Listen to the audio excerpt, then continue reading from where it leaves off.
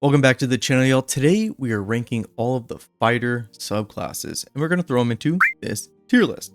Now keep in mind, we're not heavily weighing multi-classing or equipment you earn in the game too heavily because we want to rank these subclasses standing all on their own. So with that out of the way, let's get started. So first fighter up on our list here is the Battle Master. Oh yeah, baby. You have your choice of fighter subclass at level 3, and for Battle Master, you get your battle maneuvers. So at the start here, you get to pick 3 maneuvers, and these are going to cost you a superiority die, and you get 4 of those. And these essentially will be like your class resource. So here are your maneuvers. There's a whole list of them here, so I'll just go over my favorite. I really like disarming attack here, and also menacing attack. And if you want kind of like a counter, go with riposte. This is definitely a favorite of mine. But you also can do like a support role with Battle Master as well with something like Rally or even Commander's Strike. So you have a lot of choices and flexibility on how you build out your Battle Master. Now this is the whole system for Battle Master here. So from here on, from this list, at level 7, you get 2 more and you also gain another superiority die. So 5 total. And then at level 10, you get to choose an additional 2 maneuvers, but also your superiority die, it was a 1d8 when it added damage to an attack. Well, now it's a 1d10. All right, so when it comes to ranking the Battle Master, they are the perfect frontline character, but that's not the only thing they can do because their maneuvers also have a ranged attack as well, meaning you can use a bow, crossbow, anything again at range. So just don't think of them as a frontline character. Think of them more as a master of basically every martial weapon. So because I think they are really good at being a frontline kind of brawler character, as well as having that ranged option, I'm going to stick them into the A tier, the tippity top of A tier, which is a little surprising to me because prior to the final patch, I would have stuck them into S tier, but I'm trying to be very selective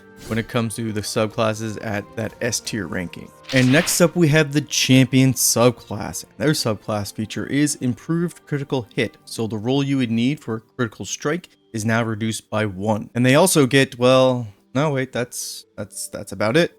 Huh. Well, you know, I think Champion will probably get some skills a little bit later on. Let's keep leveling. Ah, here we go, level 7. We get the subclass features here. Remarkable athlete proficiency. You can add half your proficiency bonus to any strength, dexterity, and constitution checks that you are not proficient in. Okay, that's nice. Oh, well, we got something else here. Remarkable athlete jump. You're a master of your own body. Your athletic prowess extends beyond the usual. Your jump distance is increased by 3 meters? Huh. Okay. All right. Level 10 coming in strong here. We get a new passive. We get to pick another fighting style. What the is this? All right. So when it comes to ranking the champion here, something that I haven't brought up too much when it comes to what I factor into the rankings is the fun factor. And to me, champion has a 0 fun factor. Even somebody who's completely new to video games is kind of like, I still would not recommend champion to them. And don't get me wrong, if we are considered multi-classing, champion is excellent. But we're not for this list. And at the end of the day, they are still a fighter, meaning they have action surge and then improved extra attack at level 11, meaning they dominate the action economy, which is arguably one of the most important things when it comes to Baldur's Gate 3. But this is my tier list, which means it's super subjective. So the champion here, I'm sticking it at the very end of C tier, potentially even dropping into the D tier by the end of this whole series. And that really just comes down to, would I ever pick champion to play? The answer is no. Would I recommend anybody play champion? The answer is also no. The next subclass that is up is the Eldritch Knight. Now this is the fighter that has a lot of magic mixed into it. Right off the bat, we get Weapon Bond as a class action, which will bind our weapon to our hand, so that way when we throw it, it'll automatically return to us. So this is great for setting your Eldritch Knight as a throwing class, as long as the weapon you're binding has that thrown property. But that's not all. We get to pick 2 cantrips, and you can see right there, Booming Blade. This is a great choice that got added with the final patch. So obviously, gonna take that. We also have something like Firebolt or even Ray of Frost here for some range options. And then we have our little spell list here. Shield is a really good pick here, and so is something like Magic Missile, Chromatic Orb, or even Burning Hands.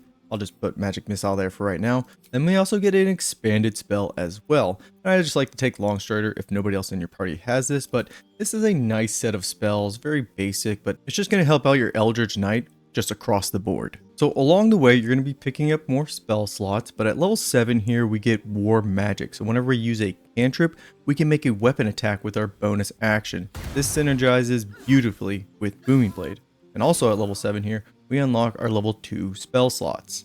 And then right after level 7, at level 8 there, we get an expanded list for our level 2 spell slots. And taking something like Shadow Blade here can be really strong. Although keep in mind, Eldritch Knights, your spell level only goes up to level 2.